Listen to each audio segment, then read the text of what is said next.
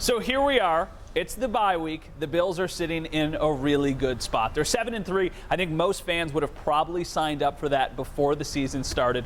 But of course, the bitter taste of that Hail Mary play still in the mouths of Bills fans everywhere. Murph, here we are with the bye week. What has been something that's been a pleasant surprise for you up to this point? And then on the other side, something that concerns you moving forward? So that's a good question. Sean McDermott talked the other day about how the team did not have its A game in the game at Arizona last Sunday. And he's right. They didn't play really that well at all. And yet there they were in position to win it until the final 2 seconds of play. I think that points to a resourcefulness that this team has and kind of a never quit attitude, which is pretty important for them. And I think that's the thing that I like most about their season. Obviously, 7 wins in the first 10 games is pretty big, too, to have a 7-3 record. I worry about the lack of physicality, though. McDermott talked about drilling down on their problems running the football. They're going to need to do that. They're going to need to find an offensive line combination that works once everybody's healthy, and they're going to need to shore up the run defense, too. So they got some work to do still with 6 games to play. They have lots of work to do. Marcel, the same questions for you. What have you liked? What needs to be better? And caveat here, you cannot say Cole Beasley for what you liked. Oh, man, you're taking away my most powerful weapon here, Bove.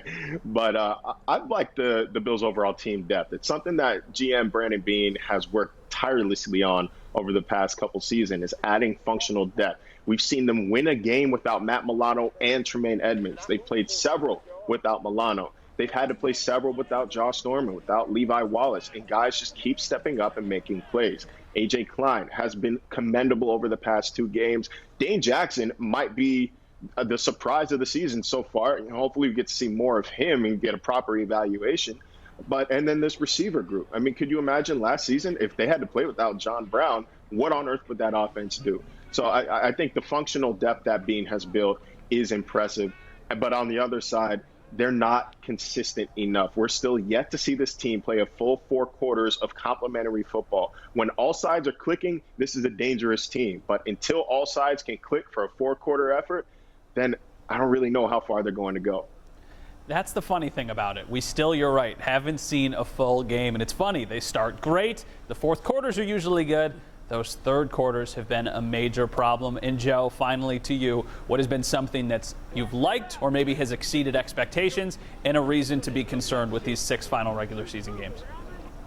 Well, I'm going to stay on brand and go with an offensive lineman for a pleasant surprise. And the most pleasant surprise from a Bills perspective has to be the right tackle, Darrell Williams. The guy has walked in after multiple injuries. It looked like his career was done. He looked like he was going to be a backup the rest of the way, and he comes in and just takes over the right tackle spot. He has been awesome this season, and he should be factoring into their future plans if they can find a spot for him with how well he has played through 10 games this season.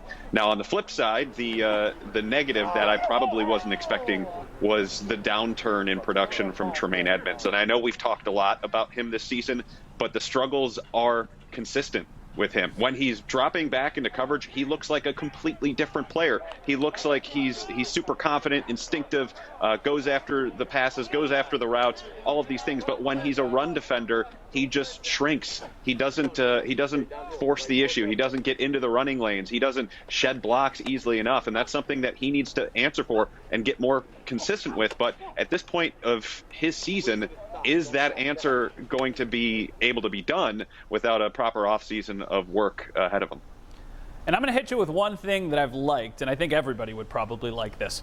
The offense is legitimately prolific, and I don't think any of us would have said that before the year. We were talking about this at the show on Monday. The Bills scored 30 points against the Cardinals, and Bills fans said they didn't play good enough. They scored 30 points twice last year and still won 10 games and were a playoff team. So the offense has taken strides. It needs to be better, but they have definitely made improvements. All right, for John Murphy, for Marcel Louis-Jacques, for Joe Buscaglia, I am Matt Bove. We'll talk to you guys later.